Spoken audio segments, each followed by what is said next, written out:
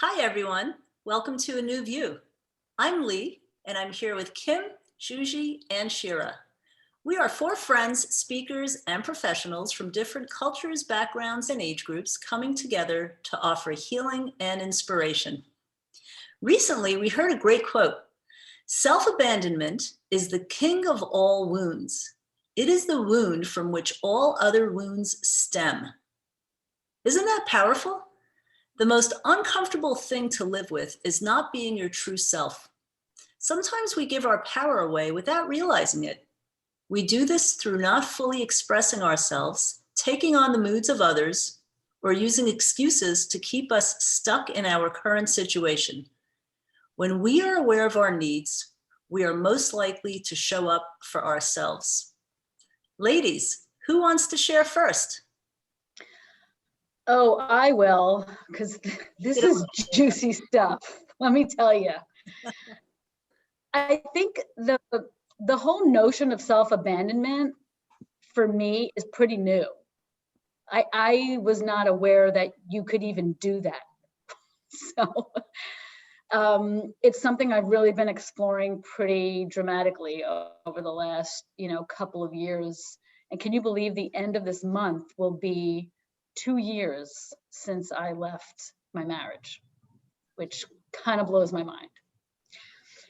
But the truth is that the minute that I said goodbye to that, I said hello to me. Like, I know that sounds really like a lyric from a song or something, but I should remember that. That is a good one. That's a new song for you. There you go. Yeah. And the truth is that it's on me. Like, I did that. I wasn't aware that I was doing it, but I did. And when you become aware that you are putting yourself last, and that's not like a woe is me, boo-hoo, I'm putting myself last. It's more about constantly suppressing what you need and what you value and defer to other people's opinions and moods, like you said in the intro, like that is so true for me. And it is such a practice. It has been such a practice for me to get back to myself.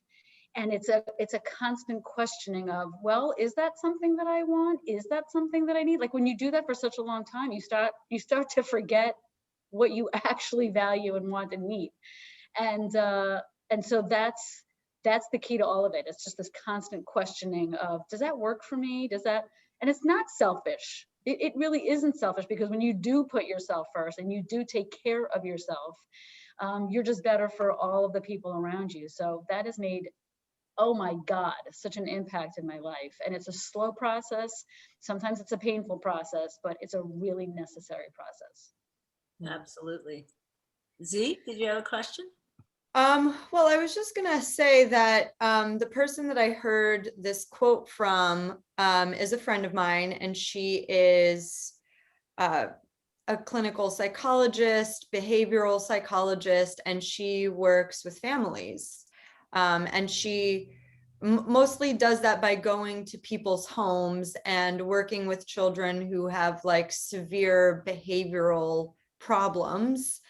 And so I actually was asking her about like how it is to work with parents who have children like this. And that's what she was sort of describing, is this notion that mothers think a lot of the times that to be the best mother is to abandon all of their needs and only focus on their children or their spouse or both. And, that's very draining. It's very draining when you don't take care of yourself, and then you're actually not able to show up as your best self, or your best, as the best mom that you could be, or the best wife that you can be. But I think that that's like a conditioning element that women are told from a young age as part of our upbringing, that like, in order to be well liked or ladylike or polite, like we need to put our needs on the back burner, because it's not polite to say like, actually, that I'm not okay with that, or actually I need something for myself in order to be fully expressed. So there's a huge, like, there's an element of, you know, societal conditioning for everyone. Like this is something that everybody deals with, is pushing their needs down. But I feel like women especially are really conditioned. And I remember her saying that, like, you know, I work just as much with the moms of these families to help them cope and help them understand that, like, me time is precious and that's okay. And, you know, it's okay to expect more from your partner when you're co-parenting a child with special needs. So things like that are something that she absolutely stands behind and finds to be, you know, invaluable. Lee? Absolutely, absolutely. You know, and I relate to a lot of what you said, Juji. You know, in my marriage, also, I remember many years of just, you know, focusing on, my husband at the time, or when I had a child, like focusing on him. And I think we take on these roles. We take on this role of the wife or the mother, and we want to take on these roles. I remember, I mean, it was a happy time to be in these roles, but we lose track of ourselves. You know, we lose that attention to ourselves along the way somewhere. And that is what's not to be missed, you know, and that awareness that you were talking about, Shira, I think is so important, because, you know, before you know it, 10, 20 years goes by and you're like, where do I play a role in this, in my life, without necessarily tending to others, you know? And it's a big, huge awareness, or coming into consciousness, you know, paying attention to ourselves and our needs.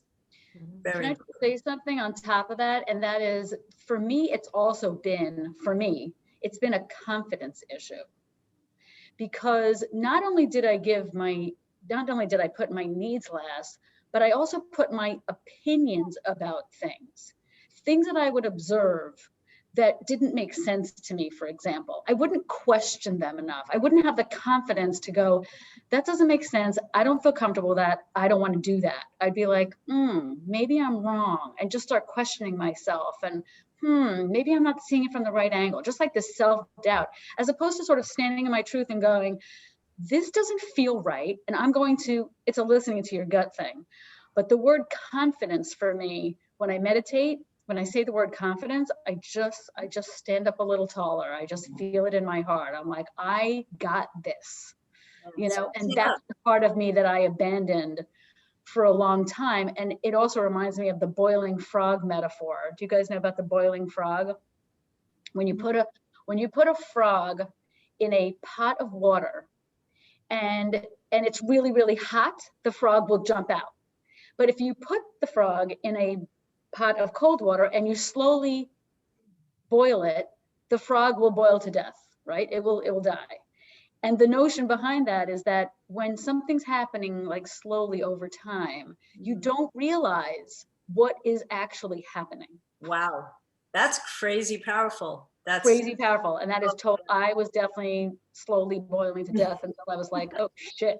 Hot in here. wow. You know what I love that you said earlier? You basically realized that, like, you took responsibility for the situation you were in. And that took me so many years to learn that it's on me, and that I create my reality, and it's my responsibility. Like, my life is my responsibility, my choices, my circumstances, everything is my responsibility, and I have to take ownership of that. And if there's change to be made, that's on me to have those conversations with myself, to ask myself powerful questions and all that. But, you know, I find that for probably most of my life, I never really did take ownership of it, because I just didn't know that it was my doing. I had no idea. I didn't, you know, I always thought my outer circumstances in life just happened, that it happened to me. Like I didn't realize that I had a part to play in all of that. So I just love that you take such ownership of it, and now you've made change, and you got out of that situation, which is great. I mean, I give my power away probably on a daily basis. And a lot of times, I think all of us do, I think everyone does to some degree, um, unless you're like, consciously working on it all the time. But I mean, sometimes it happens and I don't even realize it happens. And then the moment passes and I'm like, totally just gave my power away. And that's what it's all about. It's that awakening, to it. We keep on doing these things, maybe less and less, and it depends on where we are in life. But once we awaken to it, I think we can start to diminish that self-abandonment. Absolutely. Juge? Well, I like that both Shira and Kim, you said the word reality, because I feel like what I have like discovered most recently, like self-abandonment, I have a pretty good understanding of what that is in terms of like not speaking up for myself and like things of that nature. But the sort of like nuanced twist to that is not accepting other people's reality. Like that can be your truth. I accept that that is true for you. But I've started to say recently is what feels true for me, instead of this is the truth. Because it's really just my level of comfort. It's really just my level of engagement with a situation. And I think that I used to take people's word at face value.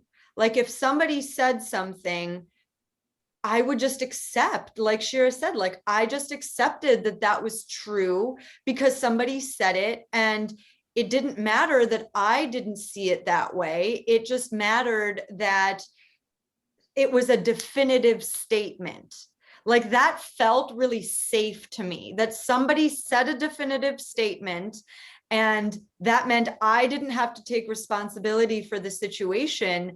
I just had to accept it. And it's actually a little bit scary to realize how many definitive statements, if I look back at my life, I accepted as truth when they absolutely did not apply to me. And there's a level of courage that's also associated, like confidence and courage are both associated with just being like, even if the cheese stands alone, I'm going to say that is not my reality. And it's okay that it's yours, but I'm going to keep mine. And, no, thank you. Yeah. And giving yourself the space to ask yourself, what is true for me? Because that's something that me growing up and becoming like a people pleaser, like I am very aware of the times when I'm in, well, I usually notice it afterwards, but now I'm starting to notice it as I do it. But seriously, those moments where I'm like, I know, it's like I feel like I'm graduating or something. In a way you are, right? Just being able to be more aware of it as it's happening. But giving myself that space, because so often I'm going to say used to, but sometimes I still don't give myself the space to just let it lie and say, and then ask myself that question of, is that true for me? Is that what I want? Like you were saying, Shira, about the questioning, constant questioning. Yeah. I think that is such an important, crucial thing to do. And I know I personally don't always give myself the space to ask myself those questions. It's something that I'm starting to do more and more. I have to say, as a 56-year-old woman, that when you become aware of these things and you've been doing the same thing over and over again, in other words, like giving away your power, abandoning yourself, not that you knew you were doing it, but it happened. And then all of a sudden you have this awareness, you kind of feel like, is this okay? Like you still question your right to have your own opinion and have your own needs met. So it feels uncomfortable because you have trained people how to treat you, right? So what the healthier way to look at it is, I've trained myself how to treat myself. Like, what the hell? You know, this is my life. This is my freaking life. And that's where the strength sort of started bubbling up to me. I'm like, I'm not being good to myself. And I'm such a good person. How dare I treat myself like this? How dare I feel stuck? How dare I? And so when you start to really, really understand, and you all know that this is my thing, like I have a relationship with myself and I am so, it's not okay. And it's almost like you have to kind of talk to yourself. It's like, well, why are you doing that, Shira? I don't know. I didn't know better, I guess. Okay, well, learn, you know, like you literally have to talk to yourself. But the favorite thing that I love lately is Juji says the words, "I don't consent to that." And so she's talking about other people's behavior, but also her own, right, Juj? But I love that. Absolutely. I love that saying because it's like you saying that to yourself, Shira. Shira, I don't consent to that. And also, like if you're in a relationship with somebody and all of a sudden you're going, red flag, or that doesn't seem okay, even people like really close to you, you have to find that courage and say, in my head, I say to myself, I know that I've accepted this for a long, long time, but no more, like just no more. And you make a decision from this point forward. I am going to call it like I see it for me.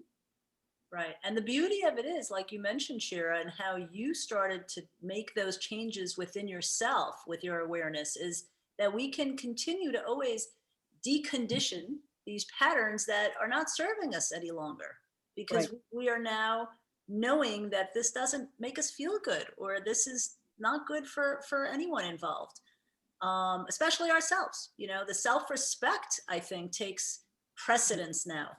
Self-respect and awareness, and you know, it's powerful. It's powerful. It takes a lot of courage, like Juji said. It's courage, it's confidence, and it feels good. And it is an uncomfortable transition, but once you're there and you kind of stand your ground, it's the best feeling, knowing that you made it. You made another step forward. You know? Even if certain people don't like, because some people are not going to like it. They're going to be like, who is this person that always kowtowed to me and now is like, nah. Like they're going to be like, yeah. So that might mean that certain people don't continue in your that's story. all part of it. I think that's a huge part of it, is like there's always going to be people that may not like the changes in you and whatnot, but you know, this is also a part of our growing, where we can just say, you know, then F you a little bit more often. This is my life, and this is, you know, what I need to do right now. And there will always be there's always some rotten eggs. Yep. Well, and I feel like what we're talking about sounds like it's only about super dramatic things. Like you can say, I don't consent to you yelling at me, or I don't consent to you this, that, and the other thing. I'm telling you, what is so radical about not accepting certain realities from other people is the most nuanced, tiny, what you in the past more than likely considered minuscule things that you no longer accept. It's like earth shattering, even though it's so small. Can you give us an example, Juge? Well, you consider like minuscule and small. That's very interesting what you're saying right now. Well, one of the things that my same friend who's told me this quote, I guess like a year ago almost, we were talking about how we were in conversation in a group, right? And how a lot of people were sharing like really intimate stories about themselves. And one person in particular always left it at like a surface level. They weren't, you know, joining us in this deep dive share. And she's later said to me, she goes, I don't consent to that from this person. And I was like, wow, you know, it didn't even occur to me that like I could say I don't consent to somebody not meeting me at the same emotional place Mm. that I was offering in order for everybody to grow. Because that's the point of the group that we're in, is for all of us to like really be able to express ourselves and grow. And it literally didn't occur to me that I could say I don't consent to somebody, you know, not giving me as much of an emotional, or like not doing the emotional work on the But that's same not level as minuscule. everyone else. But that's not minuscule. That's kind of a big thing if someone's not meeting you emotionally where you are. Right. I mean, this isn't a partner. This isn't, you know, it's none of those things. Like, of course, if I feel like I'm in a partnership with somebody and my partner isn't, you know, allowing me to have my emotional needs, that's like a big, big red flag. In fact, I feel so overly sensitive to that because I've been in partnership where I felt emotionally abandoned or rejected or any number of things. So now when it comes to partnership, I feel very like I feel bad for anybody who tries to be in partnership with me and tries to get away with not being emotionally open, because it's not going to happen. PSA. But the fact that I can say that about like friendships or even acquaintances that I've never met before because we're all in this community together, that was what was sort of the update for me, is like it doesn't have to be a super intense romantic relationship for me to say, no, I need for you to meet me where I am in order for all of us to grow in the same way. Yeah. But this is now something that you're telling yourself, though, and it doesn't mean that the person knows, does it? Like, so if you're in this group sharing, deep diving, and you're thinking, or you know that this one person is really not contributing as much as everybody else, and you're saying to yourself, "I don't consent to this," so you're in acknowledgement of, "I don't like this," or "That's not fair," or "Why aren't they contributing as much?" But are you going beyond the thinking of it and saying anything to them? Yeah. So, you know, it doesn't mean that when you say I don't consent to something that you like immediately have to do something about it, but I have addressed that person in terms of what I feel their role is in a group situation, in a group setting. And actually it's been multiple conversations now. And sometimes you have to realize that people are trying. They're trying. And part of, you know, having those conversations is realizing where people are in their process. It's actually really interesting to see that, like, a lot of the times, if you just address what you personally feel is not working, you'll get the other person's perspective in a way that you never expected. We did an episode about asking powerful questions, you know, so when you see that nothing really bad happened, you're just noticing that something is off, you can start to unpack that with other people and at least find out where they're coming from, instead of saying to yourself, like, that doesn't feel right, I don't consent to that, end of story. You know what I mean? And I felt really empowered being able to do that, even if nothing changed. Although things have changed, like even if nothing had changed, I felt really empowered being able to say, I don't accept that because this, that, and the other thing. And then being like, really? Wow. Yeah. Yeah. If you don't ask, you don't get, right? Exactly. Sounds like it gave you Yeah. more clarity too Mhm. on Mhm. what's going on. Kim? We're talking about like others a lot, and one huge way that I used to give my power back, I've really been working on this over the last few years, but one big way I used to, I'm sorry, give my power away, just away from myself, not specifically to someone else. It was just in the way of making excuses for circumstances that were going on and I had in my life. I would make excuses to myself of why I'm stuck in those circumstances and why I can't make change or won't make change.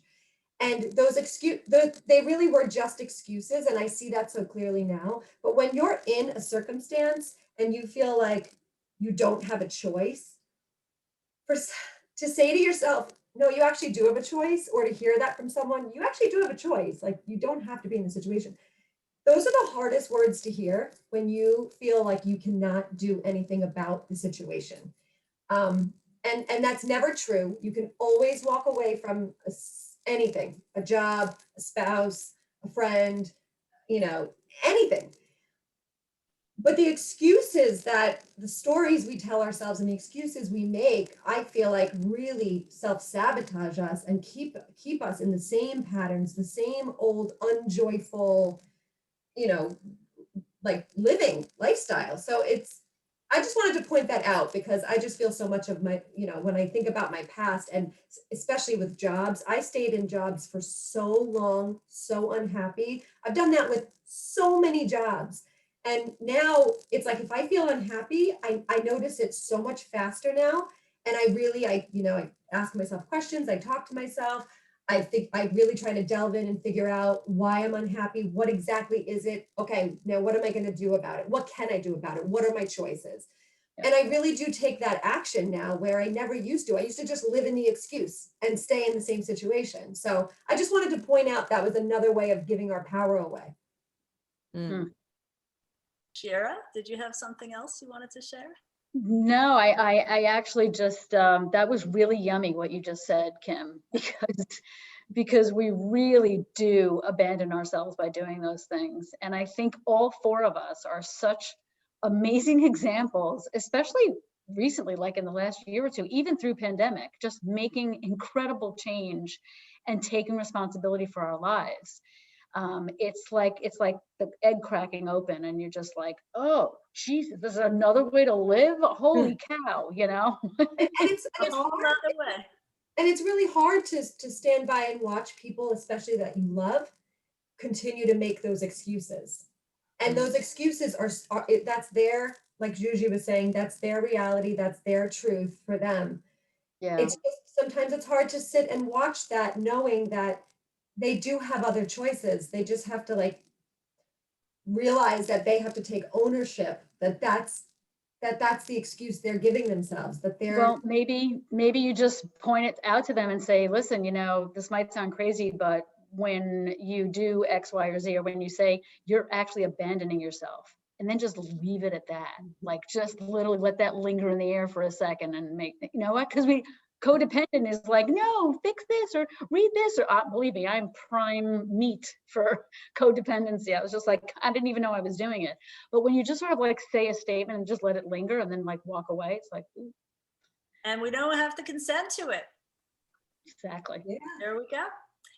Anyway, I think this is a really great place to wrap up, ladies. We hope you enjoyed our conversation as much as we did. If you like our videos, please subscribe to our channel and be sure to let us know if you have any topic requests or questions by commenting below. We'll see you soon. Thank you for watching and stay safe, everyone. Bye.